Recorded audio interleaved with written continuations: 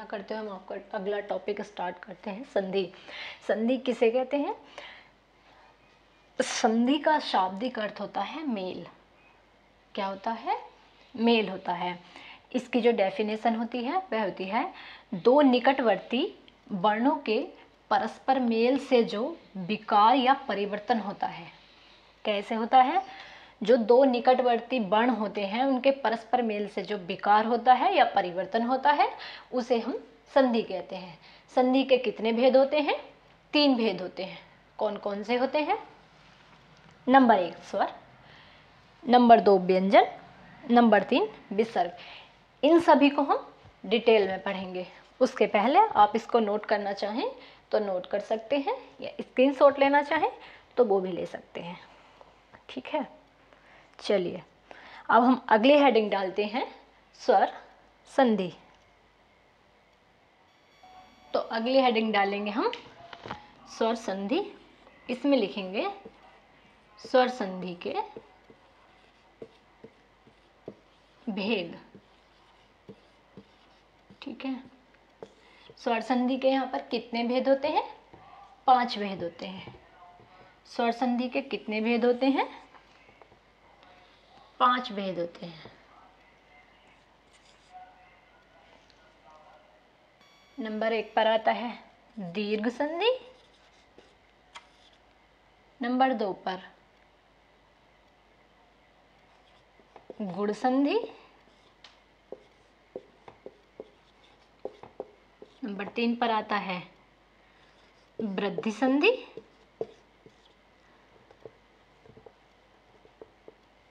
Number 4 पर आता है यड़ संधि, नंबर 5 पर अयादि संधि। तो ये हमारी स्वर संधि है। स्वर संधि में कितने भेद होते हैं? 5 भेद होते हैं। कितने भेद होते हैं? 5 भेद होते हैं।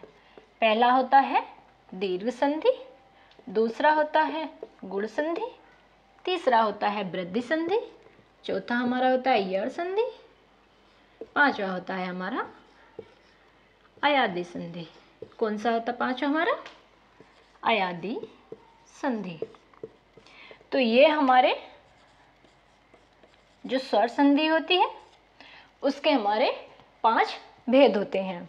नंबर 1 पर दीर्घ संधि, नंबर 2 पर गुण संधि, फिर हमारा वृद्धि संधि, फिर हमारा यड़ संधि, फिर 5वें नंबर पर आता है हमारा अयादि संधि। तो इनको हम नोट कर लेंगे और इनको हम डिटेल में पढ़ेंगे कि गुण कौन सी होती है, वृद्धि कौन सी है। तो एक बार इनको नोट करेंगे, फिर हम हेडिंग डालेंगे। नंबर 1 दीर्घ संधि।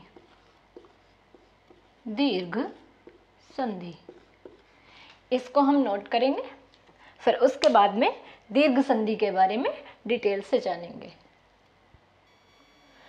तो नंबर 1 डालेंगे दीर्घ संधि। दीर्घ संधि हमारी, इसकी डेफिनेशन क्या है? ह्रस्व और दीर्घ, ह्रस्व या दीर्घ ए छोटी ई छोटा ऊ के बाद या पश्चात क्रमशः ह्रस्व या दीर्घ आ बड़ी ई बड़ा ऊ स्वर आए तो दोनों मिलकर दीर्घ आ बड़ी ई बड़ा ऊ हो जाते हैं। अब इसमें कौन से दोनों मिलकर होते हैं? जो ये और ये शब्द आएंगे, जैसे ह्रस्व या दीर्घ, इन तीनों में से कोई आएगा, उसके बाद ह्रस्व या दीर्घ, इन तीनों में से कोई आएगा। तो ये वे दोनों मिलकर बड़ा आ बड़ी ई बड़ा ऊ हो जाते हैं। इसकी आप डेफिनेशन उतार सकते हैं और मैं इसको ये समझाऊंगी कि कैसे हो जाते हैं। ठीक है, इतना समझ आया? ये सब क्लियर हुआ? आप इसको उतार लीजिए। तो दीर्घ संधि हम कैसे पहचानेंगे? आपने डेफिनेशन तो लिख ली। अब जैसे ये है धर्मार्थ, तो धर्मार्थ में हम अलग अलग करेंगे। जो मेल बताए हैं ना, वो देखना आपके मेल जो वर्णों के कैसे होते हैं, मिलने से कैसे दूसरा बनता है। जैसे ये है धर्म प्लस अर्थ, इसमें भी ए छिपा है, इसमें भी ए छिपा है। तो ए प्लस ए मिलकर क्या हुआ, आ। ये क्या हुआ, आ, ये वाला आ। तो इसको हम कैसे पहचानेंगे, ए प्लस ए के संयोग से हमारा क्या हुआ, आ हुआ। धर्म के बाद ए आया और अर्थ में भी ए आया, ये हमारा हुआ धर्मार्थ। दोनों मिलकर बड़ा बन गया। ये बड़ा बन गया नहीं कि बता रहे थे कि दो मिलकर एक, ये दोनों मिलकर, तो ये वाले दो मिलकर आ हुआ। ये किसका नाम हुआ, ए प्लस ए से आ बनने का। कौन सा, धर्मार्थ। ठीक है, आपको इतना समझ आया। ये हमारा हुआ, ये हुआ धनार्थी। धनार्थी तो धन प्लस अर्थी। आप ना एक काम कीजिएगा, जैसे ये है ना, आज मैं आपको अक्षर बिल्कुल बीच में से तोड़ने सिखाऊंगी। जैसे आप तोड़ोगे ना तो मतलब दो, इधर भी अर्थ होना चाहिए और इधर भी अर्थ होना चाहिए। ये नहीं कि इसका कुछ अर्थ ना हो, इसका कुछ अर्थ ना हो, दोनों साइड अर्थ निकल कर आना चाहिए।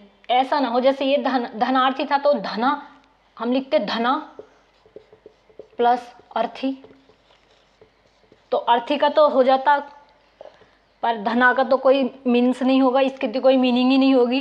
तो जो दोनों समान शब्दों का, इधर वाले का और इधर वाले का भी मीनिंग आना चाहिए, तो दोनों का अर्थ निकल कर आना चाहिए। इसमें धना का कोई अर्थ नहीं है, तो इस वजह से हम उनको तोड़ेंगे जो दोनों समान अर्थ, दोनों का अर्थ निकले। इस तरह से हम तोड़ेंगे, जैसे हम तोड़ेंगे धन प्लस अर्थी में, तो इसमें धन में ए बनेगा प्लस अर्थी में ए बनेगा, तो ये दोनों मिलकर ए मतलब आ हो जाएंगे। धना, ये वाला आ, ये आ हो जाएगा। ठीक है, तो ये भी हमारा किसका हो गया, ए प्लस ए के बराबर आ का। तो धन अर्थी, अ बराबर आ, धनार्थी, ये वाला।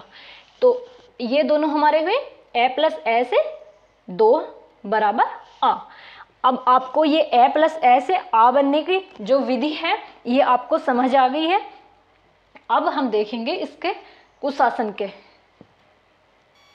अब हमारा आएगा कुशासन। तो कुशासन कैसे, कुशासन को कैसे तोड़ेंगे हम, कुश प्लस आसन।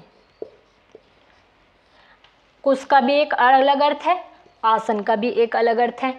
हम इनको, जिन दोनों को अर्थ निकले, इसका अर्थ निकले, इसका अर्थ निकले, हमें इस तरह से तोड़ना है शब्दों को कि हमें दोनों सारे बिल्कुल अर्थ दिखना चाहिए। जैसे कुश है तो इसमें है ए, कुश में है कुश अ, तो इसमें है ए प्लस आसन, इसमें है आ, इसमें है आ, तो ये हमारा क्या हुआ, आ। ए प्लस बड़ा आ बनकर क्या हुआ, बराबर आ। ये हमें कैसे पता चला, कुश अ शासन आसन, इसको हम ऐसे पढ़े हैं ना, शासन आसन। हम कुश को हटा दे, ऐसे तो नहीं पढ़ेंगे हम कुशा, कुशा, कुशा का तो कोई अर्थ नहीं होता है ना, कुश का ही तो अर्थ होता है। इधर आसन का भी होता है, हम कुशा और सन ऐसे पढ़ लें तो ये हमारा हो जाएगा गलत, क्योंकि हमें दोनों को कैसे तोड़ना है, इधर भी हमारा अर्थ निकले और इधर भी अर्थ निकले, तभी हमारी संधि हम बना पाएंगे। तो इसमें हमारा ए हुआ और इसमें हमारा आ हुआ, मिलकर क्या हुआ हमारा बड़ा आ। तो इसलिए हमें ये माना जाएगा कुशासन का। जो वो दोनों मिलकर अगला शब्द बना रहे थे वो ये बनेगा आसन। तो ये क्या हुआ कुशासन का, ये आपको समझ में आया। ये हुआ ए प्लस आ के मेल से जो बनेगा वो आ बनेगा। ठीक है, इतना आपको समझ आया। ठीक है, अगला देखेंगे विद्यार्थी। ये आएगा हमारा विद्यार्थी। विद्यार्थी को कैसे लिखेंगे, विद्या प्लस अर्थी। इसको हम कैसे तोड़ेंगे, विद्या प्लस अर्थी। विद्या में से हमारा क्या निकलेगा, आ, और अर्थी में से ए। ये हमारा क्या बनाएगा मिलकर, आ कहाँ बनाएगा, यहाँ। कहाँ बनाएगा, यहाँ। तो ये हमारा हुआ आ प्लस ए के संयोग से कौन सा बनेगा, आ।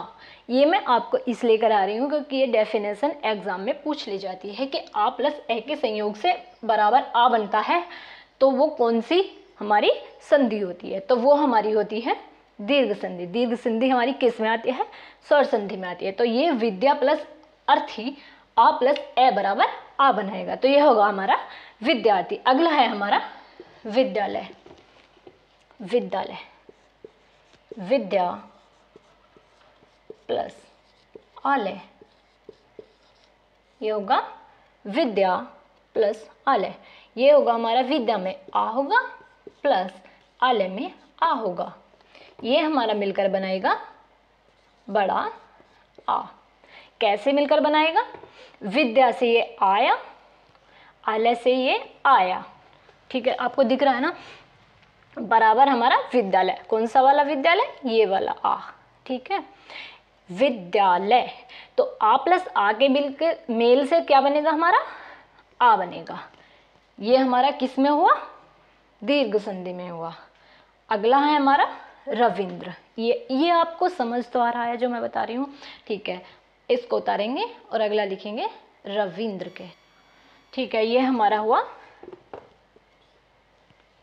रविंद्र। रविंद्र को कैसे लिखेंगे? रवि प्लस इंद्र। ठीक है, ये हमारा रविंद्र का हुआ। इसमें हम लिखेंगे छोटी ई, रवि में छोटी ई प्लस छोटी ई के मेल से हमारा क्या बना? बड़ी ई। कैसे बना? ये वाला बड़ी ई, रविंद्र। छोटी ई प्लस छोटी ई के मेल से हमारा क्या बना? बड़ी ई। बड़ी ई हमारा कहाँ गिना जाएगा? रविंद्र, क्योंकि रवि का भी एक अर्थ है और इंद्र का भी एक अर्थ है। हमें तोड़नी इस तरह से है शब्दों को कि इधर भी अर्थ आए और इधर भी निकल कर आए। रवि का भी अर्थ आएगा और इंद्र का भी। अब हम इसको ऐसे तो कर नहीं सकते थे, रवि और प्लस द्र, ऐसे तो नहीं कर सकते थे, ये हमारा गलत माना जाएगा।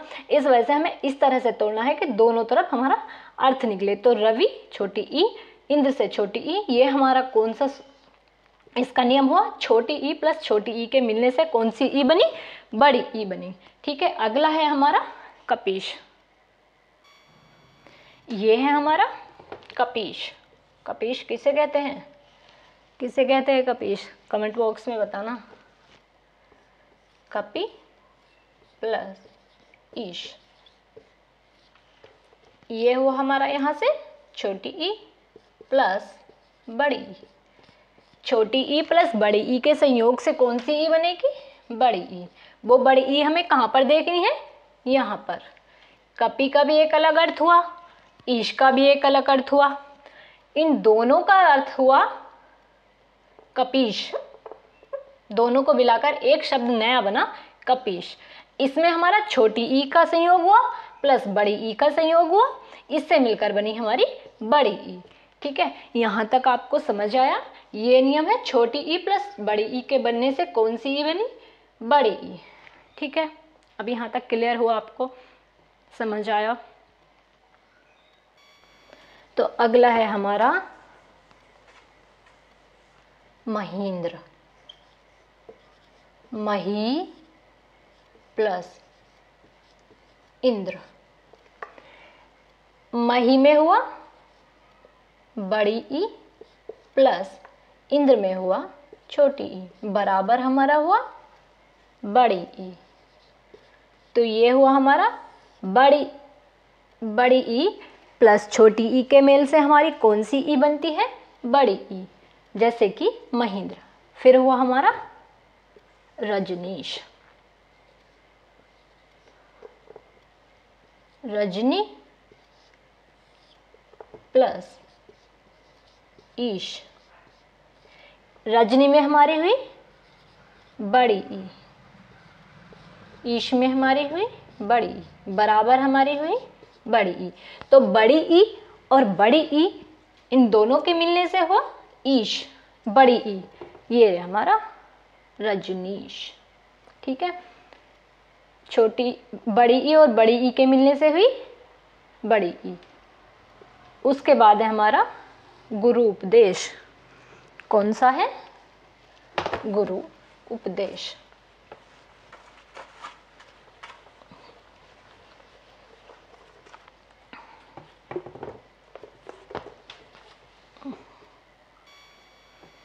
ये हमारा गुरु